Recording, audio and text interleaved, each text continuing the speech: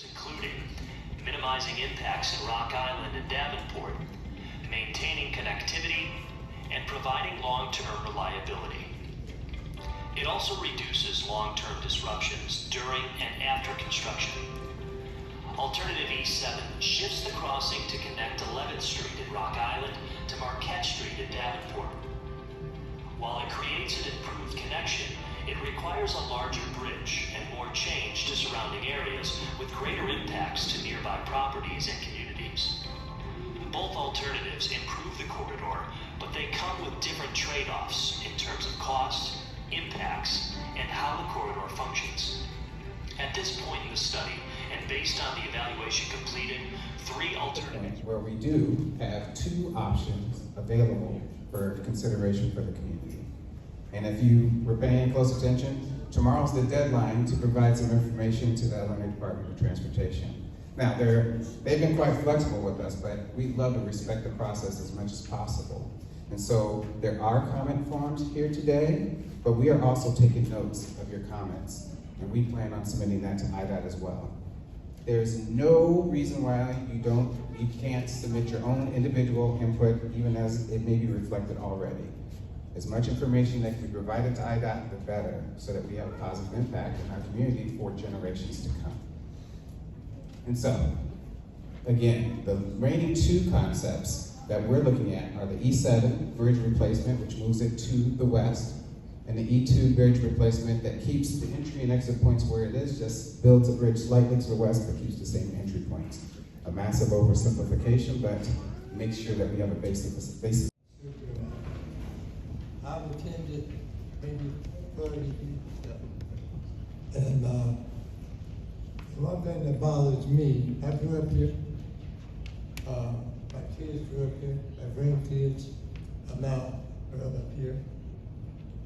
Every time a project like this happens, it seems to deteriorate the community. When you built the expressway west, there was a vibrant community there. And once it was built, it died. Now every time I go into the middle of the west end, I have, my concerns are people concerns. What's going to happen to the people? Number 1. Number 2, how many structures or homes will be destroyed if your journey is destroyed? How many people will lose their homes? Number 4, when they come off the Centennial Bridge, they hit 7th Avenue. The traffic goes left. Doesn't go right, nothing goes straight. I know for a fact, if you built the bridge here, the same thing will be a thing. They will east, they will southwest.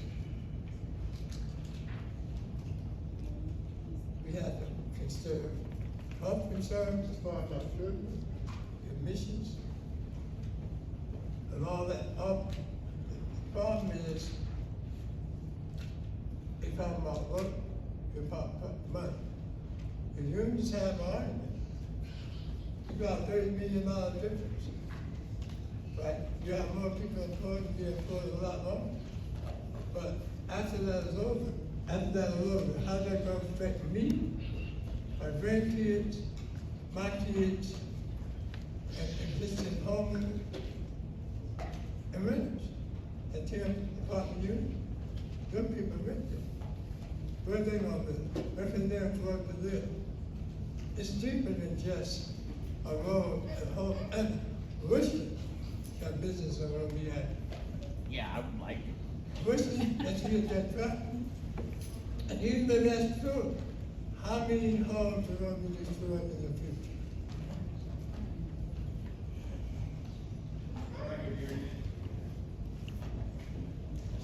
Good evening, everyone. I'm Glenn Evans. I'm the first ward alderman at this time, and I am in agreement in moving this to 11th Street for the economic development part. I do want to see us work on making sure that we hold IDOT as well as the state accountable to fix 11th Street. It's been in bad shape for a long time. I do agree this community benefit from what's transpiring. You know, being also someone who's been a part of the construction industry here, we see a lot of construction happening. And we saw a lot of construction happening on other bridges, and we still saw no people that looked like us on any of those projects. And I do understand that there was a breakdown in minority quotas any longer. But the problem is if we're striving to do development for our community, there should be people from our community benefiting from it. As we've looked at the fact of the port district and everything else that is transpiring in our community, we need to make sure that people in our community is getting opportunities to those jobs. And it's not been happening. So one of the things why I've been alderman for this time that I've pushed for is for economic development for First Ward, as well as for jobs for people that also look like me. Because if they never see people look like them, how do they ever expect to achieve those things? It's not easy to stand up and make decisions for a community that still seems to find themselves being pushed out, as we're seeing major money coming in and out of everything around us, and we fall still behind. This community has suffered for a long time for the lack of resources being dealt here. And I'm doing everything I can as the alderman with the understanding of the city, because the city's been working with me very hard for the last year. But it's went on too long, and we've got to do something different. And we've got to stop always looking at every project as being something that's a bad or negative, and start focusing on how do we get the benefit for our community. We've got West End revitalization right now. All of these developed properties around here, we need to make sure that we have a plan. That you're coming, you're meeting with me, you're coming, meeting with the mayor, you're meeting with the city, and ideas. We get mad when outside developers come in, but where are we developing our own communities? And that's what my view is. At this point, I want to see this happen because I've seen 11th Street deteriorate to where there's very little happening on it. And I think that the tax base will help to bring some of that burden away from the resident. We're spending too much money, and there's nothing happening, nothing's changing that. We've got to do something different, and this is the best way to start. Response, no, good, yes, Mike. We'll come in, I'll come back. John, all your brain. I got one right here. Hi, my name is Emily Martin. I'm a social worker who's worked pretty extensively with homeless populations on both sides of the river. Our alderman passed an ordinance last year that really limited the homelessness opportunities within our community. Most of the existing programs are on the east side of Rock Island, down on 3rd Avenue.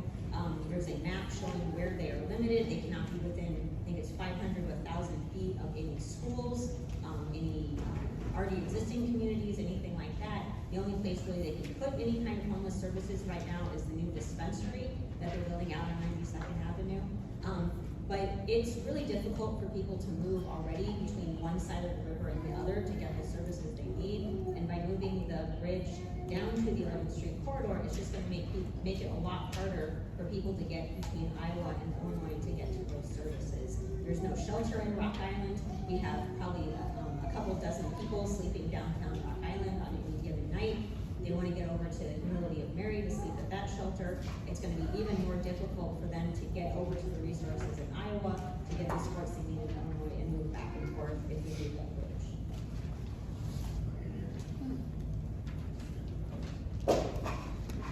Donald William Johnson. I live at the corner of 11th Street and 4th Avenue in Rock Island.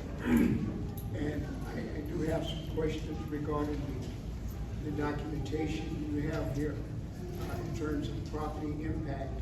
And as the sister said, we like to see in terms of after planning, in terms of these exits, in terms of where they want to go. But it says that there's no residential displacement here here for the E2. But the Mop City's house is still there. Somebody's living in that house. But not only that, there is a residential, there's a housing group right there on the side, there on the west side, between 3rd and 4th Avenue. So that's quite a few people who live there.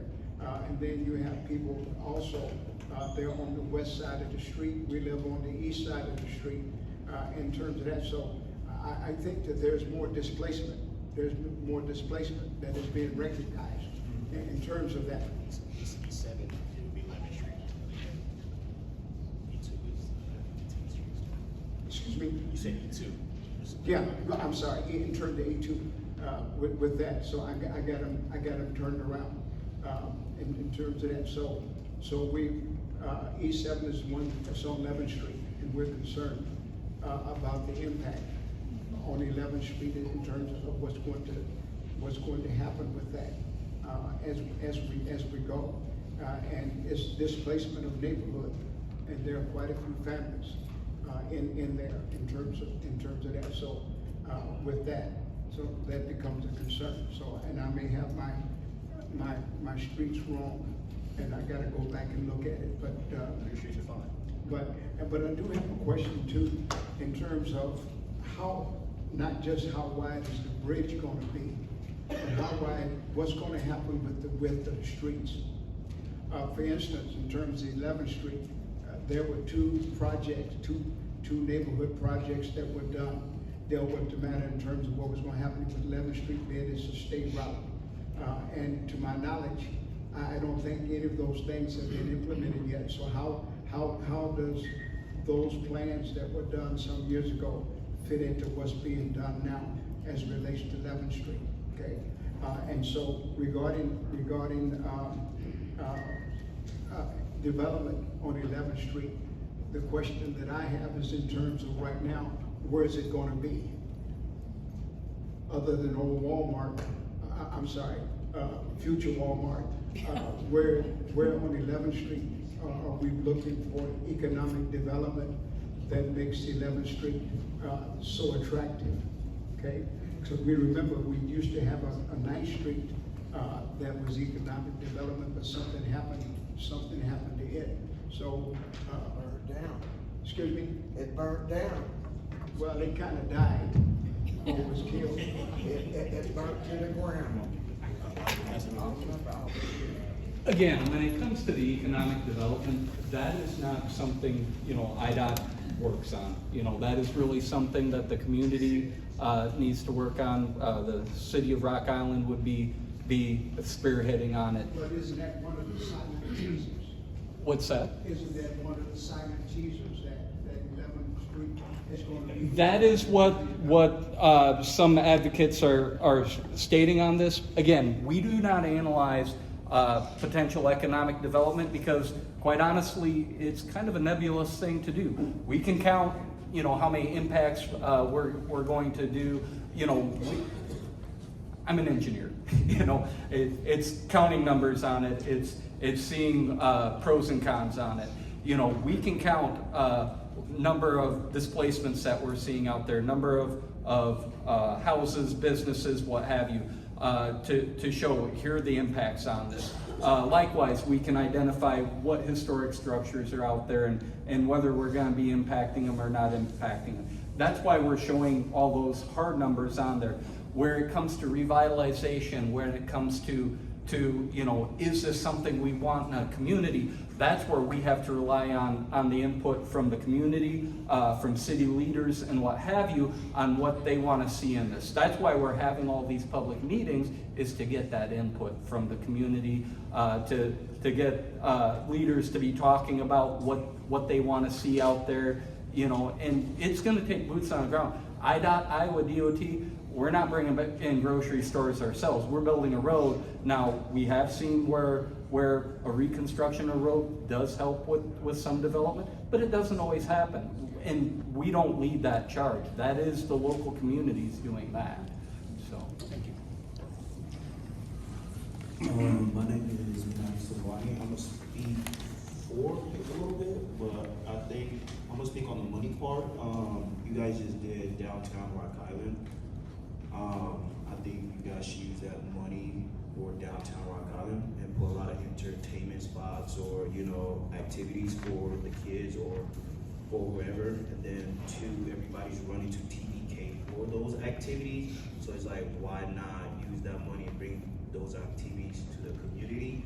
And then two, when you do that, I think it's a win-win because the money is going back to the community in a way, and instead of, I don't think we need another bridge, honestly. I think the bridge is good where it's at, and then we just wasting more of our tax dollar on a road that's, and I get for the people that have businesses and everything, but a lot of you guys have grandkids and kids, and it's like, if you do that, where the kids gonna play, the kids are still, like, where they're gonna go, and then, that makes the youth, you know, a lot of kids not be in the streets anymore, because then it's like, the kids are gonna have jobs in a sense, and then activities is downtown, and then instead of driving to TBK and everything, wasting their money on that side instead of our community. And then two, we got a lot of abandoned houses where you guys can knock down a lot of houses and put either apartments or whatever the case might be, either for the homeless or just to make the neighborhood look, you know, a little bit better, put a little some bags on it, and that's it. My name's Thomas Spann. I own a pest control business. I'm one of the people that would be affected by the E7.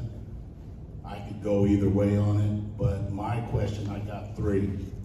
One is the people that are affected, how will they be compensated? Number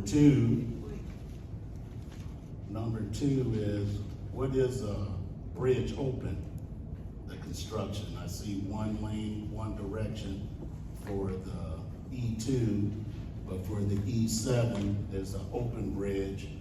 And then when I bought this property, it was in, you know, I've lived in Rock Island pretty much all my life. I live in Davenport now, but I bought a piece of land over here to actually have the business brung over here and to have a grocery store, with my sister for a bakery, then have 4 offices in it. What ended up happening is I end up like $20,000 just to get the design. And then once I got the design, they told me, and they got the permission from the engineers, then they told me IDOT changed the 11th Street entry exit. So now I had to get everything redesigned. So I'm just kind of wondering, did they know about this, you know, sometime, and how would they go about compensating, you know, the people that are displaced?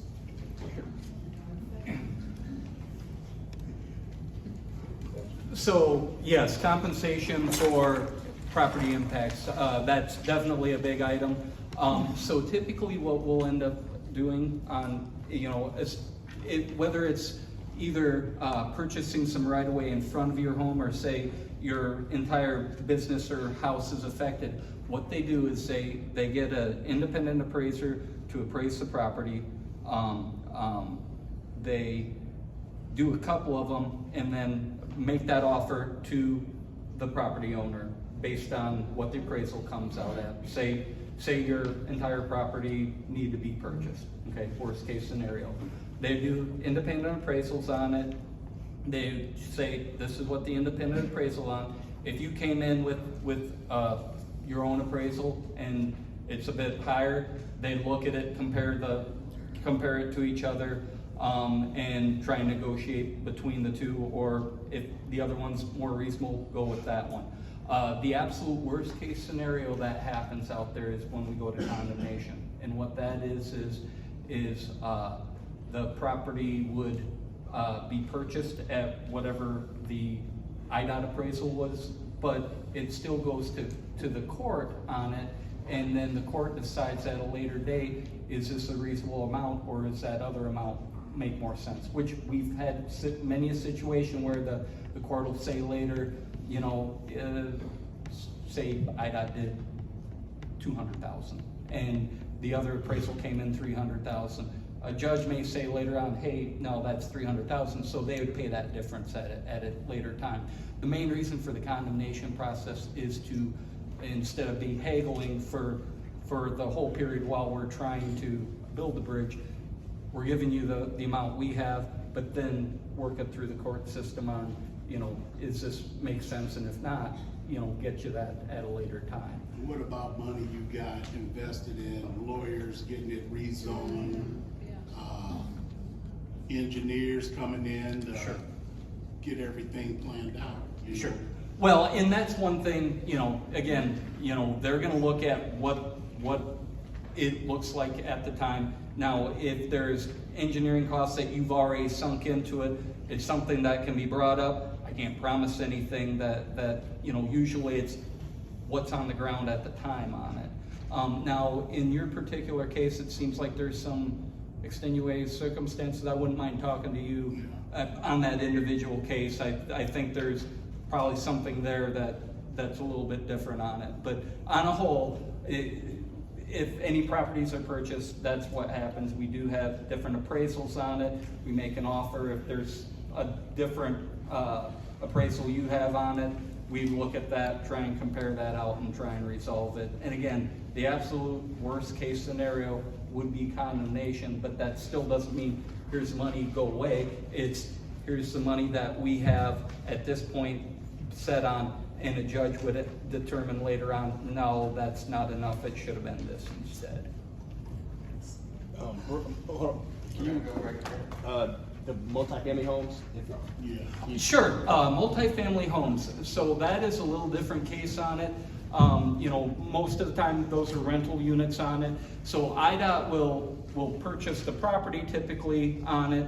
Again, the owner of the property, we would be compensating for the income on it and what have you. But any tenants that live in there, we do have to pay also relocation fees as well.